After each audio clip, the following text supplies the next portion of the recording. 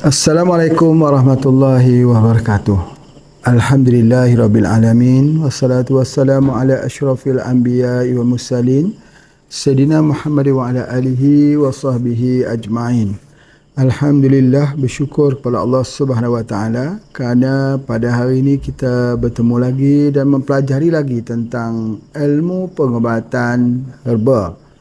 Jadi alhamdulillah kita sudah mula masuk di dalam mengkaji kitab-kitab pengobatan, dan inilah dia kitab yang pertama yang kita akan membahaskannya. Jadi Pak Haji mohon supaya pihak panitia, yakni bahagian pentadbiran, untuk menyiapkan kitab ini atau buku ini diberikan kepada pelajar-pelajar untuk boleh atau untuk bisa untuk melihat, merujuk daripada perbincangan yang telah kita berikan, insya-Allah. Jadi buku ini bisa diketip semula dan diberi dengan tajuk perubatan jawi, dan juga dibuat daripada yang keluarnya ialah daripada pesantren Hafiz Aceh, insya-Allah. Moga-moga ya cepat dilaksanakannya, insya-Allah. Baik, kita langsung kepada perbincangannya. Di dalam buku ini ada modul ya. Modul yang pertama ini ada 9 tujuan pembelajaran kita. Yang pertama ialah peserta memahami sumber perubatan jawi. Kita namakan perubatan kita ialah perubatan jawi. Ya, bagaimana sumber daripada perubatan ini. Yang kedua, peserta memahami konsep herbalis. Ya, dan yang ketiga, peserta memahami 4 rukun perubatan jawi. Ada konsep sebagai seorang herbalis itu bagaimana, dan apa rukun-rukun dalam pengobatan jawi. Peserta memahami 4 faktor kekuatan fitrah. Kekuatan fitrah tubuh badan seseorang. Dan yang kelima, peserta memahami punca penyakit dan penyelesaiannya. Di manakah dasar ataupun di manakah pokok persoalan penyakit itu? Datang daripada mana?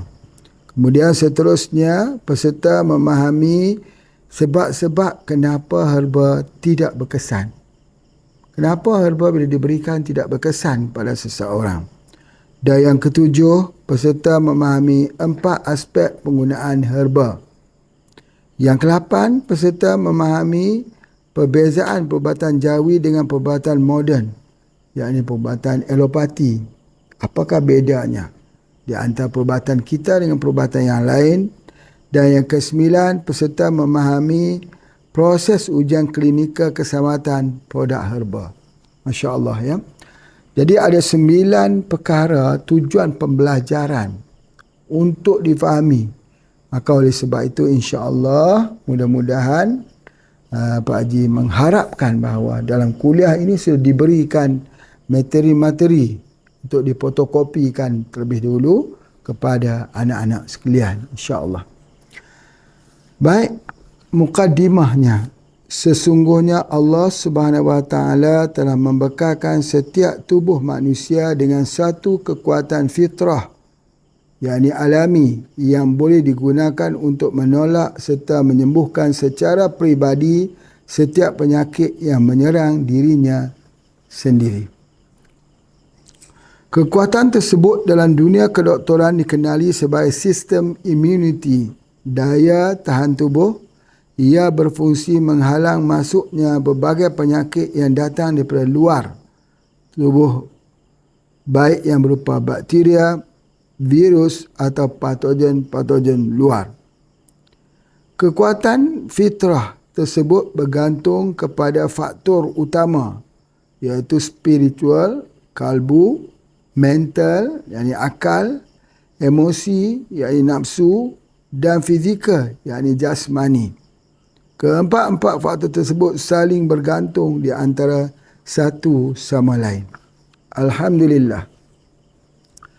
Jadi kita semua faham bahawa Allah Subhanahu wa taala telah membekalkan dalam tubuh badan kita ini suatu kekuatan doktor dalam tubuh badan yang sering Pak Haji sebutkan sebagai doktor ialah sistem immunity, imun.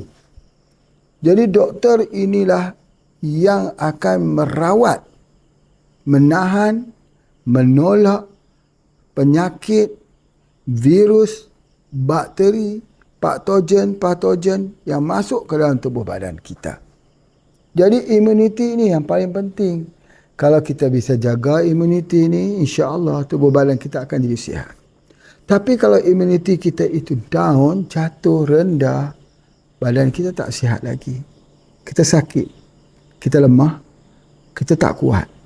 Jadi oleh sebab itu sakit, lemah, tak kuat bergantung kepada imuniti ini.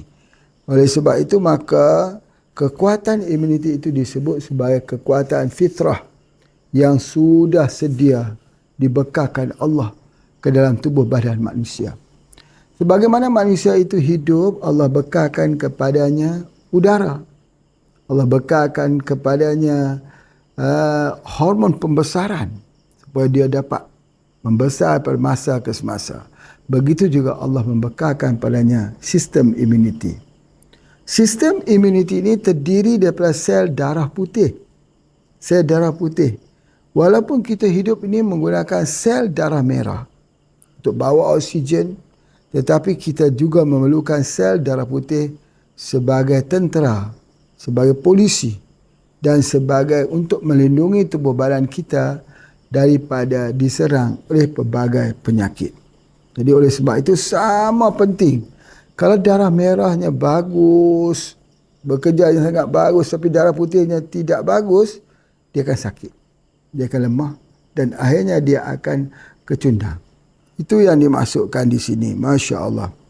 Jadi kekuatan imuniti ini bergantung kepada faktor-faktor. Yang pertama spiritual. Iaitu kalbu kita. Bagaimana hubungan kita dengan Allah. Bagaimana kita punya sikap bila didatangi dengan ujian. Bagaimana sikap kita bila kita berhadapan dengan penyakit. Bila kita berhadapan dengan tekanan. Bila kita berhadapan dengan masalah. Kesemuanya ini adalah jiwa halus. Yang semua tergantung kepada keimanan atau spiritual. Keimanan. Lagi tinggi keimanan seseorang, lagi kuat tubuh badannya. Lagi tinggi keimanan seseorang itu, lagi boleh dan bisa teruji. Saidina Ali yang kena anak panah, minta dikeluarkan panahnya ketika sedang solat. Minta dia solat dulu. Ketika dia solat, Allahu Akbar, tengah enak solat itu dia minta supaya mencabutkannya. Dia tidak merasai kesakitan kerana dia tenggelam di dalam keindahan bersolat. Yang sedang memuji Allah Subhanahu Wa Taala. Itulah yang disebut sebagai spiritual. Spiritual ini mesti datang daripada Allah yang menciptakan. Datang daripada sumber yang dibawa oleh Rasulullah sallallahu alaihi wasallam. Kita tak boleh dapat spiritual ini dengan jalan yang salah. Dengan jalan yang salah, jalan yang dibawa oleh syaitan, jalan yang dibawa oleh jin, jalan yang dibawa oleh selain daripada Islam. Sesungguhnya Allah menyebut inna ad-dina 'inda Allahil Islam. Sesungguhnya agama yang diredai oleh Allah adalah Islam. Hanya Islam. Hanya Islam saja yang dapat menguatkan spiritual kita. Hanya Islam saja yang dapat menguatkan semangat kita. Hanya Islam saja yang dapat menguatkan tubuh badan kita daripada ujian. Bukan wang. Wang orang tak pernah kuat. Banyak orang bunuh diri kerana wang. Bergembira ketika banyak wang, bila habis wang, bunuh diri. Berapa banyak orang di negara-negara Jepang yang hebat-hebat, yang mempunyai harta yang besar, bunuh diri. Jadi oleh sebab itu yang tahan, yang tak bunuh diri ini ialah Islam. Islam mempunyai kekuatan yang sangat-sangat kuat. Di mana Allah Ta'ala menyebut, fasbir sabran jamila. Sabarlah dengan sabar yang indah. Sabar itu satu keindahan. Keindahan itu adalah daripada sabar. Keindahan adalah sabar. Sabar adalah keindahan. Jadi kalaulah manusia itu memiliki spirit, hubungannya dia kuat dengan Allah, maka dia akan melepaskan segala masalahnya kepada Allah. Dia akan mengadu masalahnya kepada Allah. Dia akan meminta Allah memberikan pertolongan kepadanya. Namun dia tetap bersabar kalau belum lagi terlihat pertolongan itu turun daripada Allah Subhanahu Wa Taala. Itu spirit. Dia ajar lagi spiritual itu dengan zikir. Subhanallah. Selepas solat itu zikir. Subhanallah, subhanallah, subhanallah. Subhanallah, subhanallah, subhanallah. Alhamdulillah, alhamdulillah, alhamdulillah. Alhamdulillah, alhamdulillah, alhamdulillah. Allahu Akbar, Allahu Akbar, Allahu Akbar, Allahu Akbar, Allahu Akbar, Allahu Akbar.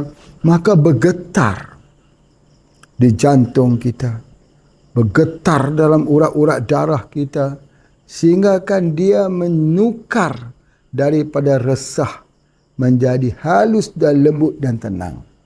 Menukar kepayahan yang sedang difikir di hati kita itu, segala beban berat yang berada dalam pemikiran kita berubah menjadi pemikiran yang ringan, kerana kita sudah mula memindahkan permasalahan itu dengan kita bermunajat dan bermohon kepada Allah Subhanahu Wa Taala. Bila manusia itu ada tempat untuk dia mengadu, ada tempat untuk dia memindahkan, minta pertolongan, maka dengan otomatisnya maka spiritnya akan naik, spiritnya yang akan tinggi, maka keluhan-keluhan penyakit itu akan berguguran daripada tubuh badannya. Itulah spiritual yang dibawa oleh Nabi kita Muhammad sallallahu alaihi wasallam, yang berupa dinullah, agama Allah, agama langit, agama samawi, agama yang Allah Ta'ala turunkan sama dengan perantaraan Jibril alaihi salam yang membawa risalah ayat-ayat suci Al-Quran daripada Allah yang maha suci, yang dibawa oleh Jibril yang suci dan kepada jiwa yang suci yang bernama Muhammad bin Abdullah. Alhamdulillah, alhamdulillah, kita yang menjadi umat kepada Nabi Muhammad sallallahu alaihi wasallam ini adalah umat yang terkuat spiritualnya. Nabi mengatakan kuntum khairu ummat, kamu adalah umat ukhrijat linnas, kamu adalah umat yang terbaik. Kamu adalah umat yang terbaik. Kamu mengajak manusia menyembah Allah dan mengingkari tauhid. Jadi apa yang Pak Ida sebutkan dekat sini, bahawa spiritual itu, keimanan itulah yang membuatkan seseorang itu menjadi seorang Muslim tangguh, sihat fiziknya, sihat di sudut spiritualnya. Itu yang paling penting. Jadi sebab itu Pak Haji mengatakan di sini, di HP Aceh jangan ada orang yang kesurupan. Di HP Aceh jangan ada orang yang merasakan bahawa dirinya itu ada kemasukan jin dan sebagainya. Tidak ada di sini.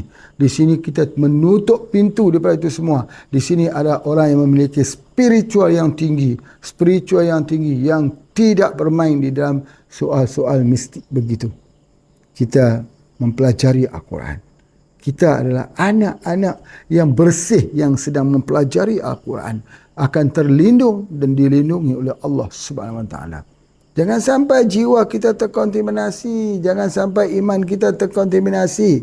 Kita ada tempat pendidikan Al-Quran. Al-Quran adalah mukjizat. Al-Quran itu lebih tinggi daripada mukjizat-mukjizat yang lain. Al-Quran mengalahkan semua daripada sihir-sihir yang ada. Al-Quran mengalahkan semua daripada pemikiran-pemikiran yang ada, teknologi yang ada. Al-Quran itu mengalahkan semua ketemadunan. Siapa yang pegang Al-Quran, dia menjadi mulia. Siapa yang memperjuangkan Al-Quran, dia jadi mulia.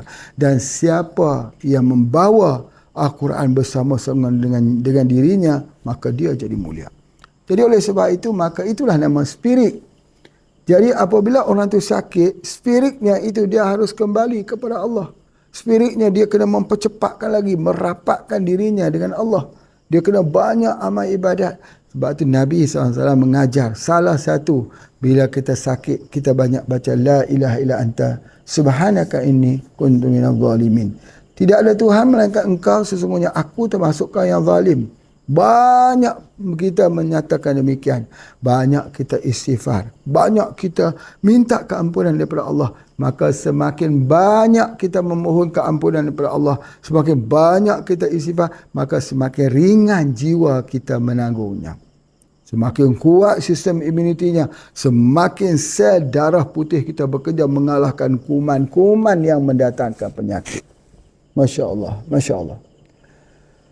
Ada setengah penyakit yang bukan datang daripada kuman. Seperti mana dalam kuliah kita yang lepas, datang daripada penyakit dipanggil degeneratif. Degeneratif. Penyakit yang bukan berasal daripada kuman. Misalnya orang yang ada kencing manis bukan daripada kuman. Darah tinggi bukan daripada kuman. Orang yang ada penyakit kanker bukan daripada kuman. Asam urat bukan daripada kuman. Baik, ini penyakit disebut sebagai degeneratif. Penyakit-penyakit degeneratif. Bagaimana cara menghilangkan penyakit-penyakit ini semua? Ialah dengan berzikir, memuji Allah Subhanahu Wa Taala. Dengan hati tenang, dengan jiwa tenang, semua penyakit-penyakit yang kita rasakan itu akan hilang dengan mudahnya. Insya-Allah, insya-Allah, insya-Allah. Itu di antaranya. Yang pertama iaitu kekuatan spiritual. Maka kekuatan ini mendominasi dalam tanggapan bagi ialah 50%. Berartinya 50% penyakit itu akan hilang apabila spiritnya itu dibangkitkan. 50% penyakit itu akan dapat dirawat apabila spirit itu dibangkitkan. Masya Allah, Masya Allah. Kita ajar bagaimana cara bersyukur. Orang sakit bersyukur. Orang sakit bersabar. Orang sakit menikmati. Orang sakit merasakan. Bagaimana? Supaya persepsi itu benar. Merasakan bahawa ketika kita sakit, Allah mengambil rasa tubuh badan kita, tak bisa tidur malam. Allah mengambil wajah kita yang sentiasa tersenyum, tak bisa tersenyum lagi. Allah mengambil waktu tidur kita kerana tak bisa tidur lagi. Allah mengambil tubuh badan kita yang dulunya sihat kini merasa sakit dan ngilu di semua sendi. Allah mengambil semua daripada kita. Tetapi Allah juga memberi. Ini membetulkan. Membetulkan supaya kita dapat menikmati. Allah ambil badan kita, tubuh badan kita. Allah ambil mata kita, telinga kita. Allah ambil kesihatan kita. Allah ambil waktu tidur kita. Tetapi Allah juga memberi.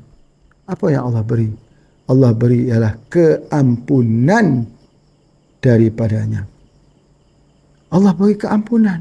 Maka keampunan itulah merupakan yang lebih besar dalam kehidupan kita.